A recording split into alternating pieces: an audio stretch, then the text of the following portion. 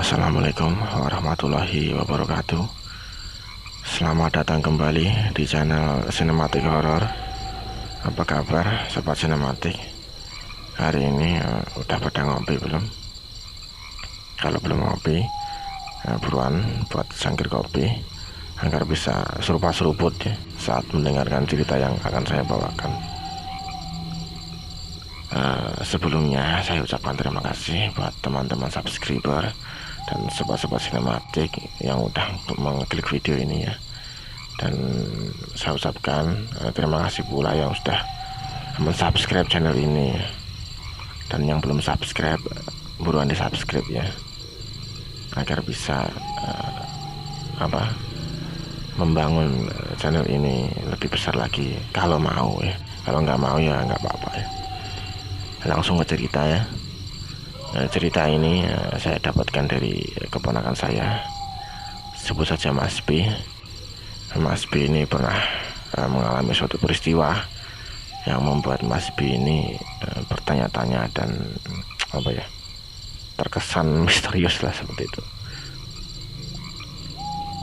Jadi gini ya, cerita ini sih berawal saat Mas B ini menjemput adiknya ya, yang mau model. Karena waktu itu Sabtu Minggu libur di hari kerjanya adiknya Mas B ini. Dan perlu diketahui adiknya Mas B ini kerja di luar kota ya, jadi sebut saja kota A gitu. Adiknya Mas B ini libur kerja Sabtu Minggu kalau nggak salah waktu itu dia bilang. Dan pas waktu Jumat sorenya atau Jumat malamnya, adiknya Mas B ini memutuskan untuk pulang ya. Dan adiknya Mas B ini menghubungi Mas B. Mas B ini diminta untuk menjemput menjemput adiknya lah ya, yang mau pulang ini kan turun dari bus itu nggak langsung nyampe ke rumahnya Mas B ya, jadi harus melewati 4 desa dulu, 4 desa tembusan, jalan memotong lah seperti itu. 4 desa ini jalan memotong. Singkat cerita, Mas B ini pun menunggu kabar ya dari adiknya ini udah berangkat atau belum, atau sudah sampai di perjalanan atau belum. Tapi adiknya Mas B ini tidak juga menghubungi Mas B ya. Akhirnya ditunggulah oleh Mas B ini sambil ngopi rokokan, dan Mas B ini sambil bertanya-tanya ya di dalam hatinya Mas B, jadi pulang apa tidak adik saya ini. Mas B ini bertanya-tanya di dalam hati seperti itu. Ya kurang lebih seperti itulah. Dan akhirnya setelah sampai jam Sabtu malam, Mas B ini gadangan sampai matanya merah ya kan. Sampai matanya ini, kantung matanya mempunyai kantung mata lagi. Akhirnya bunyilah HP-nya Mas B ini, dikarenakan adanya Mas B ini mengabari Mas B ini kalau sudah separuh perjalanan ya. Dan setelah itu Mas B ini pun nunggu lagi ya, karena kan ya masih separuh perjalanan, masih lama ya, waktunya ini masih lama. Dan setelah Mas B ini lelean kalau bahasa Jawanya atau gadangan ya, nunggu kabar berikutnya dari adanya Mas B ini. Waktu itu kalau nggak salah Mas B bilang sampai jam 3 pagi ya. Sampai jam 3 pagi ya Mas B ini baru dapat WhatsApp lagi ya dari adiknya. WhatsApp atau telepon saya lupa, intinya dikabari lah jam 3 pagi kalau hampir sampai di TKP penjemputan. Dan dengan mungkin waktu itu ngantuk-ngantuk atau apa, Mas B ini ya mau tidak mau ya, karena Mas B ini di keluarga ya bisa dibilang tulang punggung lah ya. Apa-apa ya Mas B bisa diibaratkan Mas B ini nyawanya nyawanya keluarga Mas B. Nah, kembali ke cerita ya, akhirnya Mas B ini kan ya langsung berangkat ya menjemput adiknya ini yang pulang kerja ini ya, bisa dibilang liburan lah. Akhirnya Mas B ini pun berangkat menggunakan waktu itu menggunakan sepeda motor Matic kalau nggak salah ya, Matic ya, kalau seingat saya Matic ya, ini saya sambil mengingat-ingat ya. Dan itu pun bukan sepedanya Mas B ya, itu pun sepeda keponakannya Mas B. Ini Mas B ini terpaksa harus gugah-gugah atau membangunkan keponakannya Mas B ini mungkin ya, atau sudah disiapkan, saya juga lupa. Jadi intinya Mas B ini meminjam motor Matic ini untuk menjemput adiknya ini ya, karena mungkin motornya Mas B ini lampunya mati atau kenapa, saya juga lupa waktu itu. Dan intinya Mas B ini minjem motor lah untuk menjemput adiknya Mas B ini. Dan singkat cerita lagi, berangkatlah Mas B ini ya, berangkat menuju TKP penjemputan turunnya adiknya Mas B ini. Nah, setelah melewati satu desa pertama ya, katanya Mas B ini ya tidak ada apa-apa ya, cuman sepi lah ya, gimana sih, jam 3 pagi ya, orang lagi nyenyak-nyenyak tidur, lagi pelungkeran tidur. Lah Mas B ini malah pedah motoran ya, bisa dibayangin dinginnya kayak apa waktu itu ya. Nah, kalau saya ya sudah mungkin pilek kalau waktu itu, kalau disuruh jam 3 pagi berkendara motor. Dan katanya Mas B waktu itu berkabut ya, jadi kabutnya ini lumayan tebal ya. Setelah kan tadi baru desa pertama ya, dan desa kedua juga tidak ada apa-apa. Desa kedua ini masih ada masih rumahnya ini masih kerap lah, atau kok kerap, masih banyak rumah lah di desa kedua ini. Tapi ya penerangannya ya lumayan minim maksudnya. Penerangan seadanya pinggir jalan itu, karena ini bisa dibilang bukan jalan raya, jalan tembusan lah ya, seperti yang dari awal tadi saya bilang, ini tuh jalan tembusan yang menghubungkan jalan raya A ke jalan raya B ya. Jadi yang dilewati Mas B ini jalan tembusan. Kemudian sampailah ke desa ketiga. Nah ini dari sini Mas B ini mengalami suatu peristiwa yang aneh ya. Di desa pertama kedua tadi kan ya, walaupun gelap tapi ada penerangannya kiri kanan, walaupun seadanya ya, nggak terang-terang amat sih, bisa dibilang penerangannya seadanya. Nah, di desa ketiga ini, mau masuk ke desa ketiga ini, itu penerangannya gelap sekali ya, ditambah kabut, jadi lampu motornya Mas B ini itu tidak bisa menembus bisa menembus kabut sih, cuman tidak bisa terang begitu lah. Jadi ya hanya mungkin depannya saja, karena kan dikarenakan kabutnya tebal ya, jadi tidak bisa menembus jauh lah seperti itu. Ini pas Mas B ini kan, maaf ada suara motor lewat, maaf ya.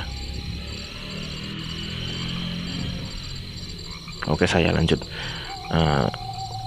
Dikarenakan kabut yang tebal, Mas B ini tidak bisa melihat dengan leluasa ya. Dan waktu itu katanya Mas B ya, waktu masuk ke desa ketiga ini gelapnya minta ampun, dan penerangannya hampir nggak ada ya. Karena ini mungkin saya tahu sih desa yang dilewati Mas B ini, masuknya ini melewati sebuah jembatan ya, jembatannya ini gelap sekali, nggak ada penerangannya ya.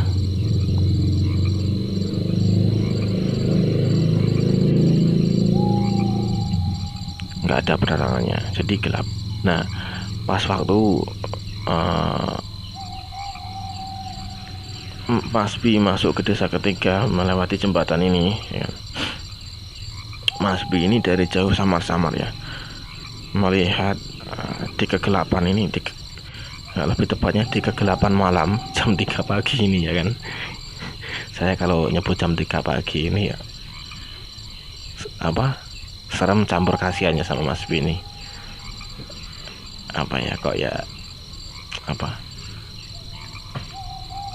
Tekadnya inilah tekadnya ini benar-benar powerful ya kalau saya bilang. Oke, lanjut ke cerita lagi ya. Dari jauh Mas B ini samar-samar melihat seseorang ya, lebih tepatnya seseorang yang sedang sepedahan. Mas B ini melihat seorang yang sepedahan ya kan, tapi nggak begitu jelas ya, namanya juga malam hari.